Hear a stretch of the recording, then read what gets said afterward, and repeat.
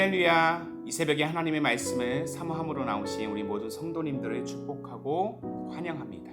오늘 우리에게 주시는 하나님의 말씀은 민수기 26장 52절부터 65절까지입니다. 본문의 말씀을 제가 봉독하겠습니다. 여호와께서 모세에게 말씀하여 이르시되 이 명수대로 땅을 나눠주어 기업을 삼게 하라. 수가 많은 자에게는 기업을 많이 줄 것이요 수가 적은 자에게는 기업을 적게 줄 것이니 그들이 계수된 수대로 각기 기업을 주되 오직 그 땅을 제비 뽑아 나누어 그들의 조상 지파의 이름을 따라 얻게 할지니라. 그 다소를 막론하고 그들의 기업을 제비 뽑아 나눌지니라. 레위인으로 계수된 자들의 종족들은 이러하니 게르손에게서 난 게르손 종족과 고핫에게서 난 고핫 종족과 무라리에게서 난 무라리 종족이며 레위 종족들은 이러하니 림니 종족과 헤브론 종족과 말리 종족과 무시 종족과 고라 종족이라. 고핫은 아므람을 낳았으며 아므람의 처의 이름은 요게벳이니 레이의 딸이요 애굽에서 레이에게서 난 자라. 그가 아므람에게서 아론과 모세와 그의 누이 미리암을 낳았고 아론에게서는 나답과 아비후와 엘르아살과 이다말이 낳았더니 나답과 아비후는 다른 불을 여호와 앞에 들이다가 죽었더라. 1개월 이상으로 계수된 레위인의 모든 남자는 23,000명이었더라. 그들은 이스라엘 자손 중 계수에 들지 아니하였으니 이는 이스라엘 자손 중에서 그들에게 준 기업이 없음이었더라. 이는 모세와 제사장 엘르아살이 계수한 자라. 그들이 여리고 맞은편 요단가 모압 평지에서 이스라엘 자손을 계수한 중에는 모세와 제사장 아론이 시내 광야에서 계수한 이스라엘 자손은 한 사람도 되지 못하였으니 이는 여호와께서 그들에게 대하여 말씀하시기를 그들이 반드시 광야에서 죽으리라 하셨음이라.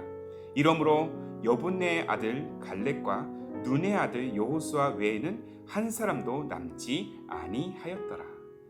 아멘. 오늘은 새 시대를 향한 하나님, 새 삶을 향한 우리라는 제목으로 함께 나누기를 원합니다. 매번 선거철만 되면은 각 후보들은 수많은 공약들과 정책들을 내세우면서 이전의 낡은 정치를 버리고 새로운 정치로 새로운 시대를 맞이하게 하겠다고 약속을 합니다. 그만큼 이 땅을 사는 수많은 사람들은 녹록치 않은 현실을 넘어서는 그런 새로운 시대, 새 도약을 꿈꾸고 있기 때문입니다. 그래서 낡아 빠진 옛것을 버리고 새로운 시대를 향한 새 마음을 품자, 새로운 것을 소망하자라는 이 캐치프레이즈를 걸게 되는 것이죠. 하지만 그렇게 우리가 꿈꾸는 새 시대는 과거에 대한 정확한 평가와 정직한 반성이 없이는 나아갈 수 없습니다. 그러나 많은 이들은 새 시대를 말하면서도 자신의 과거의 잘못과 그 부정들은 그저 눈을 감은 채 애써 외면하려고만 합니다. 과거를 덮고 미래만 바라보자는 것이죠. 그러나 역사는 과거로부터 흘러오는 것이고 과거를 통해서 미래로 나아가는 것입니다. 그리고 과거의 부정, 부패들, 요즘 말로 소위 흑역사를 기억하고 그 흑역사를 다시는 반복하지 않도록 미래를 향해서 나 자신을 비롯해서 우리 공동체가 함께 교정해 나아가야 된다는 것이죠. 자, 분명한 사실은 과거가 없으면 현재도 없습니다. 과거는 미래와 상관이 없다고 아무리 외쳐도 과거, 현재, 미래는 결코 분리될 수 없다는 사실을 우리는 기억해야 될 것입니다. 그리고 과거를 돌아보지 않고 미래를 향해 온전히 나아갈 수 없다는 그런 의미로 우리는 계속해서 받아들여야 된다는 것입니다.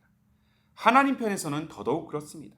하나님은 이스라엘 백성들이 저질렀던 죄악들을 결코 관가하지 않으십니다. 자신을 원망하고 그렇게 대항하려고 했던 자들에게 가나안 입성 대신 광야에서의 죽음을 예고하셨고 40년이라는 긴 세월에 걸쳐서 그 뜻을 실현하셨습니다. 자, 하나님께서 두 번째 인구조사를 지시하신 이유는 남아있는 자들의 존재를 통해서 광야에서 생을 마감했던 자들이 왜 함께 가나안 땅에 입성하지 못했는지를 기억하게 하기 위한 것이죠. 이 사실이 오늘 본문 64절과 65절에 기록이 되어 있습니다. 다시 한번 읽겠습니다. 모세와 제사장 아론이 시내 광야에서 계수한 이스라엘 자손은 한 사람도 되지 못하였으니 이는 여호와께서 그들에 대하여 말씀하시기를 그들이 반드시 광야에서 죽으리라 하셨습니다. 이러므로 여분네 아들 갈렙과 눈의 아들 여호수아 외에는 한 사람도 남지 아니하였더라. 하나님께서 과거에 이스라엘 민족들의 저질렀던 그 흔적들을 언급하고 계십니다. 죄는 반드시 지불하게 될 것이라는 말입니다. 여기서 우리가 착각하지 말아야 될 것이 있습니다. 하나님은 우리 죄를 용서하시고자 자신의 독생자를 이 땅 가운데 보내셨습니다. 그리고 그 어떤 노력과 행위로도 씻을 수 없었던 우리 죄악들을 예수 그리스도의 십자가를 통해서 씻어주셨고, 예수 그리스도를 믿는 자마다 새로운 삶, 영원한 삶을 향해 나아가도록 그 길을 열어주셨다는 거예요. 그러나 동시에 우리는 이 죄의 흔적에 대한 대가를 치러야 합니다. 그 대가는 바로 육신의 죽음인 것이죠. 죽음은 누구도 예외가 될 수 없습니다. 히브리서 기자도 이 사실을 분명히 언급하고 있지 않습니까? 히브리서 9장 27절의 말씀이에요. 한 번 죽는 것은 사람에게 정해진 것이요 그 후에는 심판이 있으리니. 광야 같은 인생 가운데 우리 육신은 언젠가 이 땅에서 썩어 없어질 것입니다. 다만 예수 그리스도를 믿는 그 믿음 안에서 우리 영혼은 이 죽음의 관문을 넘어서 가나안 땅 곧 영원한 삶으로 나아갈 수 있게 되었습니다. 죽음의 권세를 이기시고 부활하신 그리스도의 그 능력을 힘입어서 우리 또한 죽음을 넘어서 영원히 사는 존재로 서게 되는 것이죠. 이것이 바로 하나님께서 우리에게 선사하시는 복음의 은혜요, 복음의 능력인 줄로 믿습니다. 비록 과거 우리는 죽음과 심판으로부터 자유로울 수 없는 존재였지만 하나님의 그 전적인 은혜로 이 죽음을 넘어서 영원한 삶으로 나아갈 수 있게 되었음을 오늘 이 순간도 우리는 기억하고 또한 고백해야 될 것입니다. 이렇게 복음으로 말미암아 변화된 우리의 인생이기 때문에 우리는 과거 하나님의 넘치는 은혜와 긍휼과 사랑으로 구원받았다는 사실을 우리 가슴에 품을 때 비로소 우리는 영원한 나라를 소망할 수 있는 것입니다.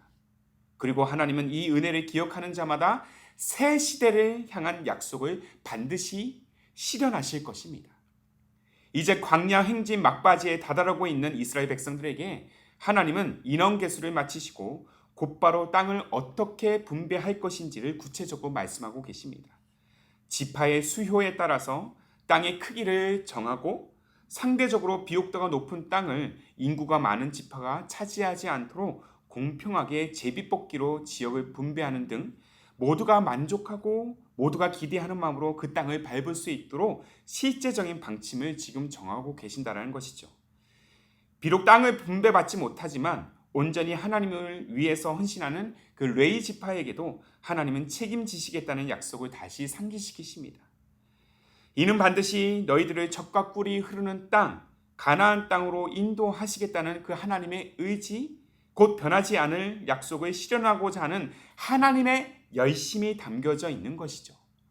이것이 은혜를 기억하고 그 은혜 안에 머무는 자들에게 선사하실 바로 새 시대를 향한 하나님의 놀라운 계획인 줄로 믿습니다. 사랑하는 성도 여러분, 이 계획 안에 우리 존재 또한 포함된다는 사실을 여러분들 믿으십니까? 비록 영원히 죽을 수밖에 없었던 우리 존재였지만 십자가의 은혜로 우리를 살리시고 죽음의 권세를 넘어서 영원한 생명의 길로 나아가도록 인도하시는 우리 하나님.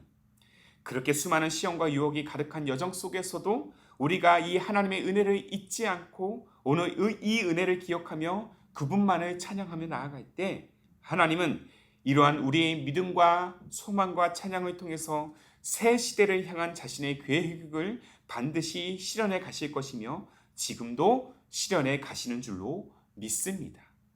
중요한 것은 우리가 과거 용서받은 존재임을, 죽음의 사슬에서 해방된 존재임을 잊지 않는 것입니다. 그렇게 새 삶을 얻은 우리 존재가 새 시대를 향한 하나님의 계획 안에 있음을 우리가 기억할 때 마침내 우리는 영광스러운 하나님의 보좌를 향해 기쁨으로 나아가게 될 것입니다. 사랑하는 성도 여러분, 우리는 과거의 죄로부터 용서받은 존재임을 잊지 말아야 할 것입니다. 한 걸음 더 나아가 비록 죄로 인하여 우리 육신의 죽음을 치러야 하지만 이 땅을 넘어 새로운 시대를 향해 나아가도록 인도하시는 하나님만을 신뢰하며 우리의 남은 인생 또한 오직 주님만을 위해 살기를 결단하는 새 삶을 향해 나아가는 우리 모두가 되어야 할 줄로 믿습니다. 은혜를 기억하십시오. 은혜를 기억할 때 우리의 인생을 향한 하나님의 새로운 역사를 우리는 목격하게 될 것입니다. 오늘도 주님 안에 거하십시오. 주님 안에 거할 때 주님은 반드시 완전한 구원의 약속, 영원한 생명에 대한 약속을 반드시 실현해 가실 것입니다. 그렇게 우리의 믿음을 통해 일하시는 하나님의 열심을 우리가 오늘도 깊이 묵상하면서 굳건한 믿음으로 함께 나아가시는 저와 여러분의 삶의 여정이 되기를, 믿음의 삶이 되기를 주님의 이름으로 축복합니다. 아멘. 함께 기도하겠습니다. 어제도 계셨고 오늘도 계시며 앞으로도 영원토록 함께 하실 하나님 아버지, 우리 믿음을 통해 일하셔서 변치 않는 약속을 실현해 가시는 하나님의 놀라운 은혜를 기억하며 주님의 이름을 이 시간 찬양합니다.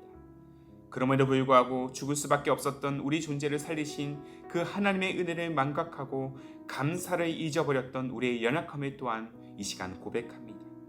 주님의 용서하심이 있었기 때문에 우리가 영원한 약속, 영원한 삶을 소망할 수 있음을 늘 잊지 않고 살아가는 우리의 여정이 되기에 하옵소서. 한 걸음 더 나아가 영원한 생명으로 우리를 이끄시겠다는 하나님의 약속을 오늘도 신뢰하는 인생이 되기를 원합니다. 이러한 우리의 믿음을 통해 새 시대를 열어가시는 주님을 또한 우리 마음을 다해 찬양합니다. 날마다 열어주시는 새 삶을 누리고 감사로 살아가는 우리의 삶, 우리의 가정, 또한 우리의 기쁨이 되는 교회가 되게 하옵소서. 그리고 변치 않는 약속을 붙들어 어떠한 풍파에도 어떠한 파도에도 흔들리지 않는 우리의 믿음, 그러한 광야의 행진이 되도록 성령이여 우리의 여정을 인도하여 주옵소서. 그렇게 우리의 믿음을 통해 새 시대를 열어가실 우리 주님, 길이요 진리요 생명이 되시는 예수님의 이름으로 기도하옵나이다. 아멘. 오늘도 주신 말씀에 따라서 두 가지의 기도 제목을 붙들고 함께 기도하기를 원합니다. 먼저는 때때로 죽을 수밖에 없었던 우리를 살리신 하나님의 그 은혜를 망각하고 감사를 잊어버렸던 그 삶에 다시 새 생명의 은혜가 회복되게 하옵소서. 또한 한 걸음 더 나아가 우리 믿음을 통해서 새 시대를 열어가시는 주님만을 신뢰하면서 어떠한 풍파에도 흔들리지 않는 우리의 삶, 또한 새 삶을 소망하며 나아가는 광야의 인생이 되게 하옵소서. 이 두 가지 기도 제목을 간절한 마음으로 함께 고백하시면서 기도로 하루의 삶을 열어가시기를 바랍니다. 함께 마음을 다해 기도하겠습니다.